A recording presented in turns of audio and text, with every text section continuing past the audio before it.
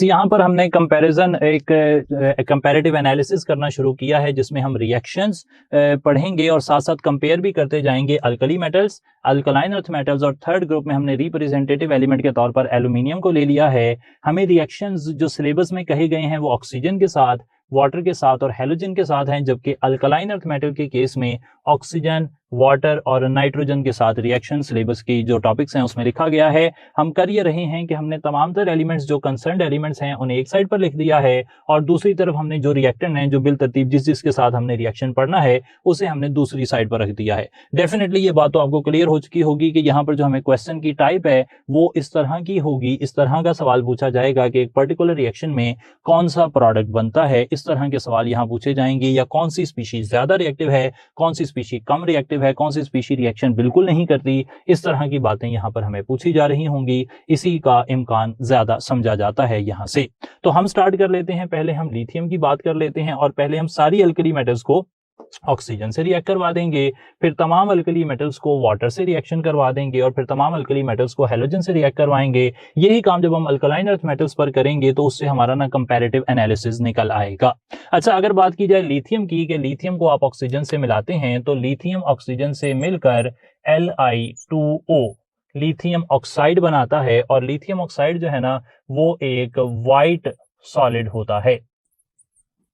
इसके बाद अगर बात की जाए सोडियम की, तो सोडियम का ऑक्सीजन से रिएक्शन जो है वो रिलेटिवली फास्टर होता है, और सोडियम के ऑक्सीजन से रिएक्शन करने पर सोडियम पर ऑक्साइड बनता है। पर ऑक्साइड का कॉन्सेप्ट देख लें कि यहाँ पे जो ऑक्सीजन है ना उसका ऑक्सीडेशन स्टेट +1 होता है, जबकि नॉर्मल ऑक्साइड में ऑक्सीजन का ऑक्सीडेशन स्टेट जो है वो -2 होता है। अच्छा, ये जो सोडियम पर ऑक्साइड है इसके अगर कलर की बात की जाए तो ये ना पेल येलो कलर का होता है, तो ये येलो कलर का होता है। और अगर पोटाशियम रिएक्ट करेगा तो पोटाशियम जो है वो बनाएगा सुपर ऑक्साइड KO2। पोटाशियम के बाद जितने भी हैं यानी कि रुबेडियम वो भी सुपर ऑक्साइड बनाता है, और सीजियम वो भी सुपर ऑक्साइड ही बनाता है। जो पोटाशियम सुपर ऑक्साइड है उसका कलर ऑरेंज होता है। तो क्योंकि बहुत छोटे टॉपिक में बहुत ज्यादा डाटा हम एक्सपेक्ट कर रहे हैं पेपर पॉइंट ऑफ व्यू से, इसलिए हमें हर चीज पर जो है वो ध्यान रखना पड़ेगा। अच्छा, जो लिथियम ऑक्साइड है, क्योंकि ध्यान की बात चल रही है तो ये भी याद रहे कि लिथियम ऑक्साइड जो है ना, अगर आप इसे कार्बन डाइऑक्साइड से मिला दें तो इस रिएक्शन से लिथियम ऑक्साइड जो है ना, ये हवा में, क्योंकि ऑक्सीजन मौजूद है तो हवा में ये लिथियम ऑक्साइड अगर आप बनाएं तो हवा में मौजूद कार्बन डाइऑक्साइड से रिएक्शन करके ये लिथियम कार्बोनेट भी बना सकता है। इतनी इंफॉर्मेशन है यहाँ पे। हमने ऑक्सीडेशन स्टेट्स हर एक के देख लेने हैं, कितने ऑक्सीजन रिक्वायर्ड है एक रिएक्शन के लिए, कलर क्या है ऑक्साइड का, इस तरह की बातें देखनी है।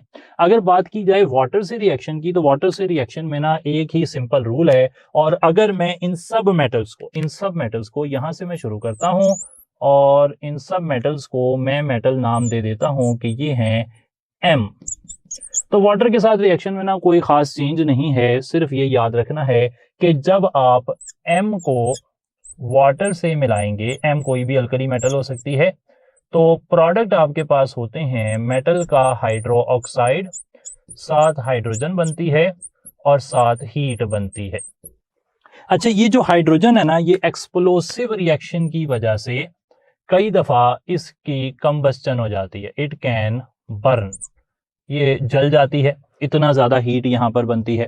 एक और बात याद रहे कि डाउन दी ग्रुप, इस साइड पर हम मेंशन कर लेते हैं कि down the group alkali metals के लिए जो रिएक्टिविटी है ना वो इंक्रीज करती है, down the group reactivity increase कर रही है। और ये जो पोटाशियम रुबेडियम, बल्कि यहां तक कर लेना चाहिए, पोटाशियम रुबेडियम और सीजियम, ये तीनों, ये आपके पास ये -100 डिग्री सेंटीग्रेड पर भी अगर बर्फ मौजूद है तो उससे भी रिएक्शन कर सकते हैं। सब हाइड्रो ऑक्साइड बनाते हैं, कोई भी इससे कम में जो है वो वाटर से रिएक्ट नहीं करता। रिपीटेडली इस बात को आपने ना माइंड में बिठा देना है कि अल्कली मेटल्स चाहे lithium, sodium, potassium, rubidium, caesium जो भी हो, वो सब के सब हाइड्रो ऑक्साइड बना देते हैं। अलबत्ता उनकी रिएक्टिविटी डिफरेंट है, लिथियम कम रिएक्टिव है और नीचे की तरफ जाते हुए रिएक्टिविटी बढ़ती है। Same is the case with halogen, chlorine हमने यहाँ पर स्टैंडर्ड ली है मिसाल, तो M जो है वो अगर क्लोरीन से मिल जाए तो M के 2 मोल हमें चाहिए होंगे और प्रोडक्ट बन जाएगा MCl, और ये सब के साथ बन जाएगा lithium, sodium, potassium, rubidium, caesium. Francium radio active है तो उसकी हम बात नहीं करते, तो ये सारे ही जो ना रिएक्शन शो करते हैं।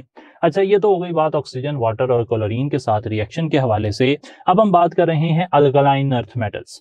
एक बात और मैं अलग से आपके साथ जो है वो डिस्कस कर लूं कि जो अल्कली मेटल्स हैं 1A वाले, उनकी रिएक्टिविटी 2A वालों से ज्यादा होती है। रिएक्टिविटी क्यों? क्योंकि उनका इलेक्ट्रोपॉजिटिव कैरेक्टर ज्यादा होता है, जैसा कि हमने पहले भी देखा है।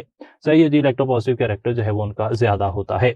अच्छा, आगे की तरफ चलते हुए हम बात कर रहे हैं beryllium, magnesium, calcium, strontium, barium, यानी कि अल्कलाइन अर्थ मेटल्स की। अल्कलाइन अर्थ मेटल्स का ऑक्सीजन से अगर रिएक्शन करवाया जाए तो यहाँ पे हमें ना कुछ बातें देखने को मिलती हैं। फॉर एग्जाम्पल, जो बेरिलियम है वो रूम टेम्परेचर पर रिएक्शन नहीं करती ऑक्सीजन से, और अगर आपको बेरिलियम को ऑक्सीजन से मिलाना है तो बनाना है बेरिलियम से बेरिलियम ऑक्साइड, तो आपको 800 डिग्री सेंटीग्रेड पर हीट करना पड़ेगा। रूम टेम्परेचर, ऑर्डिनरी टेम्परेचर पर मेंशन करते हैं कि बेरिलियम और मैग्नीशियम दोनों के दोनों जो हैं under ordinary conditions they develop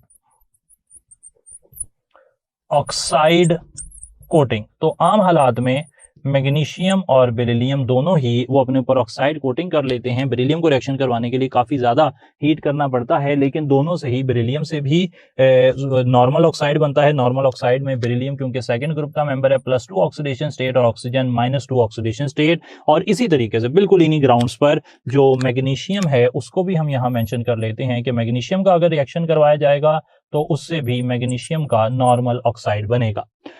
तो अगर बेरियम की बात की जाए तो बेरियम का जो रिएक्शन होता है वो तकरीबन 600 डिग्री सेंटीग्रेड पर होता है, और उससे बनता है barium super oxide. Super oxide में बेरियम आप देखें, बेरियम सेकंड ग्रुप का मेंबर है, उसका ऑक्सीडेशन स्टेट +2 होगा, और 2 ऑक्सीजन उस ऑक्सीडेशन स्टेट को बैलेंस करने के लिए -1 हो जाएंगे। तो ये हो गया ऑक्सीजन के साथ रिएक्शन। नीचे की तरफ जाते हुए रिएक्टिविटी यहाँ पर भी बिल्कुल पहले के तरीके से, अल्कली मेटल्स के तरीके से, अल्कलाइन अर्थ मेटल्स के लिए भी जो रिएक्टिविटी है वो डाउन द ग्रुप इंक्रीज करेगी, वो डाउन द ग्रुप इंक्रीज करेगी। सही है जनाब। अच्छा, वाटर के साथ रिएक्शन की बात की जाए तो ये एक पेचीदा बात है। पेचीदा का मतलब it is an important anomaly. Anomaly जितनी भी होती हैं उनको आपने खास तौर पे याद रखना है, क्योंकि एग्जामिनर का कई दफा रुझान जो है वो उस एनोमली की तरफ होता है। अच्छा, जो यहाँ पे आपके पास बेरिलियम है, it does not react with water.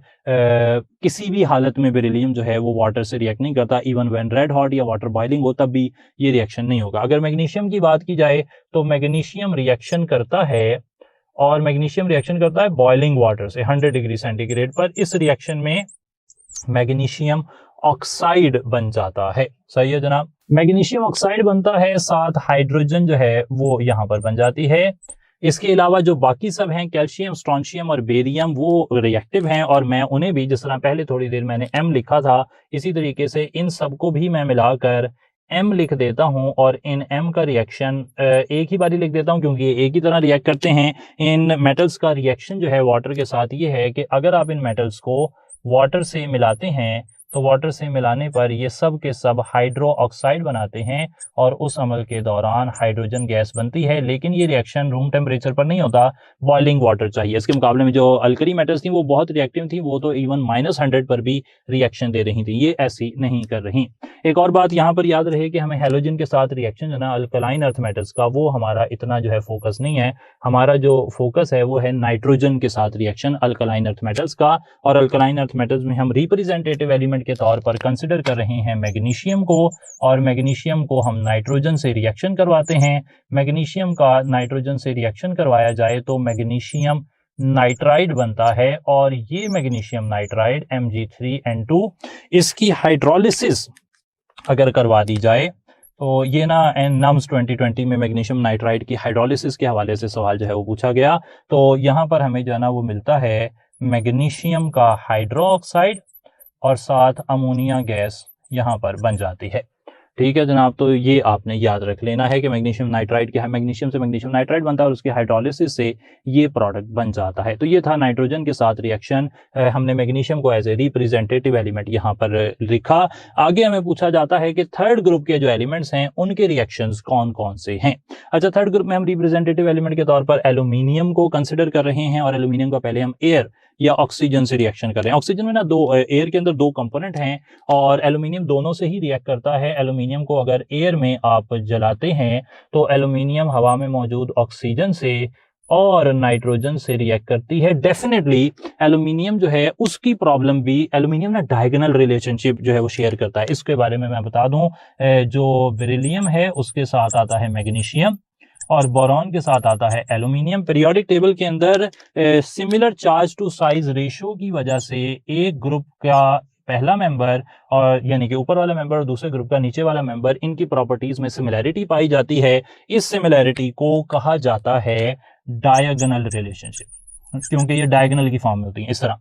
तो ये जो डायगोनल रिलेशनशिप है ना, इसकी वजह से जो प्रॉपर्टी बेरिलियम की है यानी कि वो ऑक्साइड कोटिंग बना लेता है अपने ऊपर, इसी तरीके से एल्यूमिनियम नॉर्मल टेम्परेचर पर एल्यूमिनियम भी ऑक्साइड कोटिंग बनाता है। लेकिन अगर हाई टेम्परेचर पर आप रिएक्शन करवाते हैं तो एल्यूमिनियम से बनता है एल्यूमिनियम ऑक्साइड और एल्यूमिनियम नाइट्राइड। अच्छा, ये तो हो गया ऑक्सीजन से रिएक्शन। वाटर से रिएक्शन की बात की जाए तो एल्यूमिनियम जो है ना वो वाटर से रिएक्शन नहीं करता। ये अच्छी बात है, अच्छी बात इन द सेंस के आप बेरिलियम को और एल्यूमिनियम को अगेन डायगोनल रिलेशनशिप के बेस पे याद रख सकते हैं कि बेरिलियम और एल्यूमिनियम जो है ना वो वाटर से रिएक्शन करना पसंद नहीं करते। इसके बाद आ जाते हैं हैलोजन से रिएक्शन की तरफ। हैलोजन से रिएक्शन में एल्यूमिनियम जो है वो, एल्यूमिनियम अगर हैलोजन से मिलती है तो हैलोजन से मिलकर ये बना देती है एल्यूमिनियम क्लोराइड, ये एल्यूमिनियम क्लोराइड बना देती है। तो ये रिएक्शन की कुल समरी हमारे पास हो गई। हमने ग्रुप 1, 2 और 3 के रिएक्शन देखे, आपके सामने तमाम रिएक्शंस की तमाम छोटी से छोटी बारीकी जो है वो हमने बोर्ड पर लिख दी है। अब इसके हवाले से हम कुछ सवाल देख लेते हैं कि यहाँ से किस तरह के ट्रिकी सवाल पूछे जा सकते हैं। क्वेश्चन नंबर 1 देखते हैं। हमें सवाल ये पूछा जा रहा है कि सम मेटल्स, जैसा कि मैंने थोड़ी देर पहले जिक्र किया कि लाइक बेरिलियम है, मैग्नीशियम है, एल्यूमिनियम है, अगर उनको ऑक्सीजन से रिएक्शन करवाया जाए तो वो ऑक्साइड कोटिंग बना लेती हैं। सो सवाल ये है, what purpose does oxide coating serve. तो जो ऑक्साइड कोटिंग बन जाती है बेरिलियम और एल्यूमिनियम पर पर्टिकुलरली, वो जो ऑक्साइड कोटिंग है उसका फायदा क्या होता है उस पर्टिकुलर एलिमेंट को? क्या it exposes metal for further attack, ये मेटल का फर्दर रिएक्शन उसे आसान बना देता है? तो ऐसा तो नहीं है। देखा यह गया है कि जब बेरिलियम पर या एल्यूमिनियम पर ऑक्साइड कोटिंग बनती है तो ऑक्साइड कोटिंग कुछ इस तरह बनती है। यहाँ पे बेरिलियम होता है और उस पर इस तरह कोटिंग बन जाती है बेरिलियम ऑक्साइड की, और वो जो बेरिलियम ऑक्साइड की कोटिंग है वो ना फर्दर बेरिलियम को फिर रिएक्ट नहीं करने देती, यानी कि वो रिएक्टिविटी को बढ़ाती नहीं है, डज नॉट इंक्रीज रिएक्टिविटी, बल्कि it protects metal from further attack. तो इसकी वजह से ना बेरिलियम का फर्दर अटैक नहीं हो पाता बेरिलियम पर ऑक्सीजन का, और अगर आपने उसे बहुत ज्यादा हीट करना है तो फिर ना वो उसमें एजिटेशन ज्यादा हो जाती है, मेल्टिंग पॉइंट अप्रोच करने लग पड़ता है, और इसी वजह से 800 डिग्री सेंटीग्रेड पर फिर बेरिलियम जो है वो थोड़ा सा बेहतर रिएक्शन करता है। तो what is the purpose of oxide coating? It protects metal from further attack. एक बात हो गई जी। दूसरा सवाल देखें, which of these is least reactive. तो ये आपके पास कुछ एलिमेंट्स हैं, आपने देखना है कि इनमें से लीस्ट रिएक्टिव कौन सा है। पहली बात तो आप ये नोट कर लें कि जो अल्कली मेटल्स हैं वो ज्यादा रिएक्टिव होती हैं और अल्कलाइन अर्थ मेटल्स कम रिएक्टिव होती हैं। ये इन्फॉर्मेशन हमने आपके सामने पहले से लिखी हुई है। तो जो अल्कली मेटल्स हैं, अगर लीस्ट रिएक्टिव की बात आएगी तो अल्कली मेटल्स तो माइनस हो जाएंगी क्योंकि वो तो ज्यादा रिएक्टिव होती हैं। अब आ गया सवाल बेरिलियम और मैग्नीशियम का। ये देखें, मैंने लिखा हुआ है कि जो अल्कलाइन अर्थ मेटल्स हैं उनकी reactivity down the group increase करती है, तो जो ऊपर वाला एलिमेंट होगा वो सबसे कम रिएक्टिव होगा, यानी कि यहाँ पे बेरिलियम जो है उसे सबसे कम रिएक्टिव होना चाहिए। सही है जी बात। एक और सवाल देखते हैं, और सवाल ये है कि which of these does not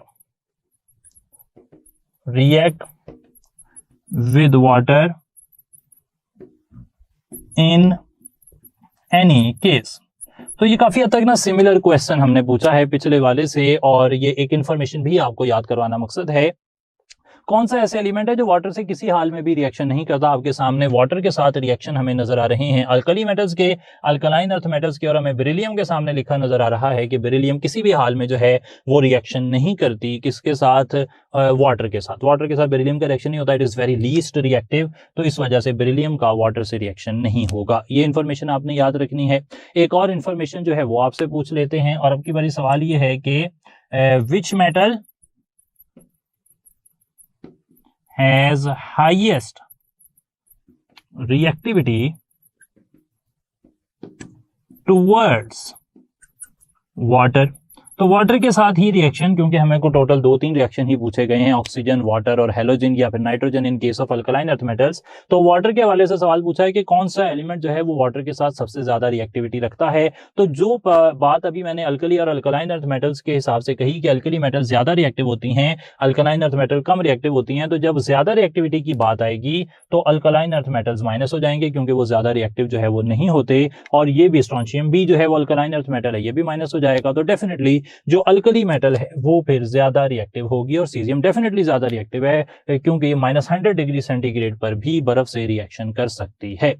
एक और सवाल देखते हैं इसी हवाले से, और सवाल जो है अगेन वाटर से रिएक्शन पर ही बेस कर रहा है, और वाटर से रिएक्शन पर बेस करते हुए इस सवाल में हमें पूछा जा रहा है कि M प्लस वाटर, और इस रिएक्शन का जो प्रोडक्ट दिख रहा है वो है MO प्लस हाइड्रोजन, और सवाल ये है कि व्हाट इज M।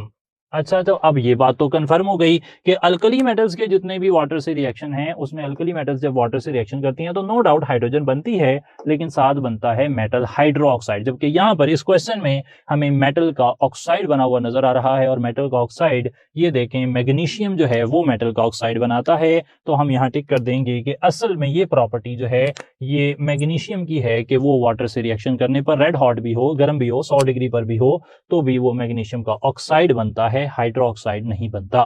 अच्छा, एक और सवाल जी आज का हमारा लास्ट क्वेश्चन हो जाएगा, और वो सवाल ये है कि beryllium and aluminium show similar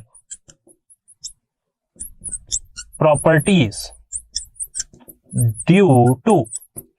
beryllium और एल्यूमिनियम की प्रॉपर्टीज जो हैं उनमें सिमिलैरिटी होती है, ये बात तो मैंने यहाँ पर लिखी भी हुई है कि उसमें डायगोनल रिलेशनशिप पाया जाता है, लेकिन जो हमें ऑप्शन दिए गए हैं उसमें डायगोनल रिलेशनशिप का ऑप्शन जो है वो नहीं लिखा हुआ। बाकी 4 ऑप्शन हैं, तो उन ऑप्शंस को हम इंटरप्रेट करने की कोशिश करते हैं कि बेरिलियम और एल्यूमिनियम में सिमिलैरिटी इन प्रॉपर्टीज क्यों होती है, क्या उनके नंबर ऑफ इलेक्ट्रॉन्स सेम है? ऐसा नहीं है। असल में बेरिलियम जो होता है इसका एटॉमिक नंबर है 4, जबकि एल्यूमिनियम का एटॉमिक नंबर है 13, तो इनके इलेक्ट्रॉन्स के अंदर तो काफी फर्क है। इसी तरीके से इनके प्रोटॉन्स में भी काफी फर्क है, सेम प्रोटॉन्स नहीं है। डेल्टा ऑप्शन देखें, सेम ग्रुप में है क्या? ये बिल्कुल नहीं। जो बेरिलियम है वो तो 2A का मेंबर है, और जो एल्यूमिनियम है वो 3A का मेंबर है, तो इनका ग्रुप भी सेम नहीं है। तो फिर क्या वजह हो सकती है कि ये सिमिलैरिटी इन प्रॉपर्टीज शो करते हैं? Because they have similar charge density. ये अच्छा हमें ऑप्शन लग रहा है कि असल में इनकी चार्ज डेंसिटी एक जैसी है। चार्ज डेंसिटी एक जैसी होने की वजह से वो उनकी प्रॉपर्टीज में सिमिलैरिटी पाई जाती है। एक बात मैं यहां पर और मेंशन करता चलूं कि जो सिमिलैरिटी इन प्रॉपर्टी हमें बेरिलियम और एल्यूमिनियम में नजर आ रही है, वही सिमिलैरिटी इन प्रॉपर्टी अगर आप लिथियम, पिछला ग्रुप भी लिख लें, लिथियम और सोडियम का, तो लिथियम और मैग्नीशियम, ये देखें यहां पर भी सिमिलैरिटी इन प्रॉपर्टी नजर आएगी लिथियम और मैग्नीशियम के अंदर। सही है जी। अब ये सिमिलैरिटी इन प्रॉपर्टी कौन सी है ये देखें जरा। लिथियम ने बनाया था नॉर्मल ऑक्साइड, और इधर मैग्नीशियम ने भी बनाया है नॉर्मल ऑक्साइड। सही है जी। तो ये इनकी सिमिलैरिटी इन प्रॉपर्टी में ही बात जो है वो आ जाती है। तो this was all about today's lecture. तो कोई भी डाउट्स हो आपके, आप ऐप में लाजमी पूछ लें। Till next time, thank you so much. अस्सलाम वालेकुम।